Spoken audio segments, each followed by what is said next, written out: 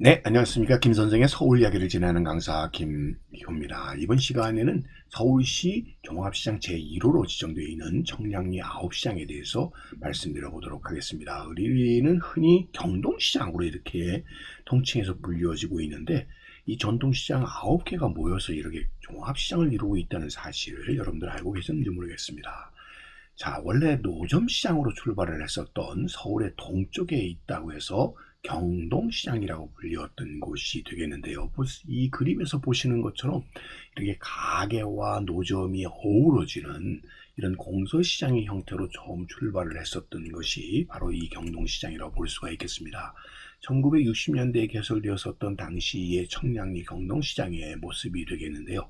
정릉천과 를 면으로 해서 특별히 이 시기에 이렇게 하나둘 생겨났었던 시장들이 그 배경 속에는 이 지역에 발달하기 시작했었던 육상 철도 교통과 관련이 대단히 깊다라고 볼 수가 있겠습니다. 지금의 제기동 일대로는 당시 춘천으로 가던 경충선의 출발점이 되었었던 성동역이 위치하고 있었고요.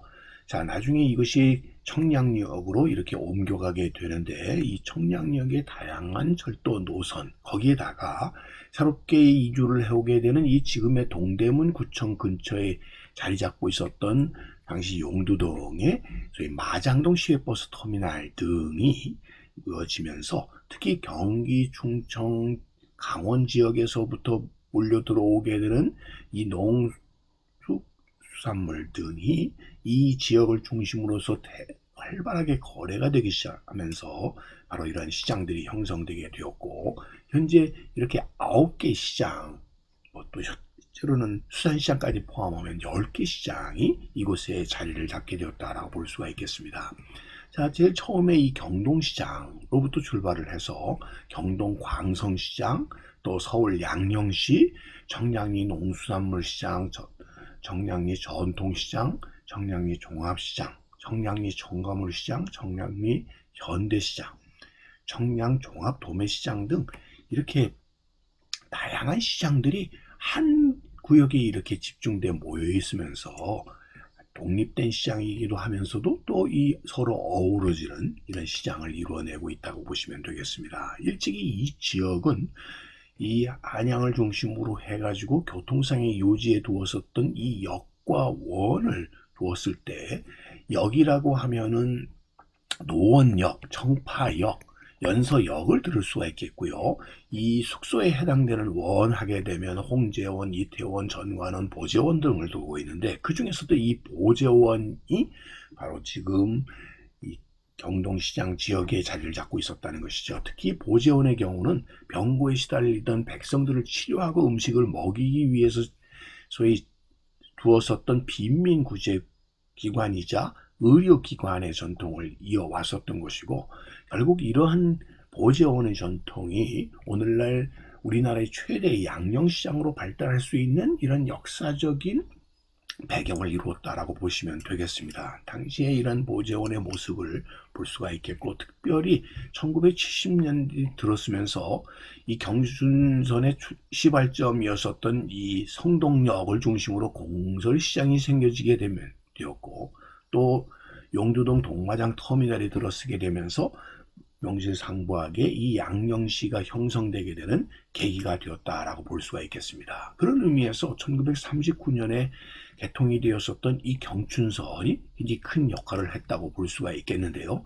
지금 이 지도에서 화살표로 표시해 놓은 이 자리가 바로 성동역으로서 이곳에서 경춘선이 이렇게 출발하는 지점이라고 보시면 되겠고요. 오늘날의 청량리로 이전하기 전에는 바로 이 성동역이 그 거점이 되었었던, 그래서 당시 옛사진을 통해서 이 성동역을 확인해 볼 수가 있겠는데, 이곳 자체가 역전에 그러다 보니까 많은 노점상들이 밀집하게 되었고, 이것이 없어지고 난 뒤에 그 빈 터가 결국 공설 시장화되는 과정 속에서 경동시장이 나타났다, 이렇게 볼 수가 있는 것이죠. 그런 의미에서 이 성동역이 이 청량리 시장의 경동시장의 발달에 아주 결정적인 계기를 이루었다라고 볼 수가 있겠고, 1970년대에 들어서게 되면서 도심 속에 이런 역이 운영되는 것에 어려움이 나타나면서 성동역이 없어지고 청량역으로 이렇게 이전을 하게 되면서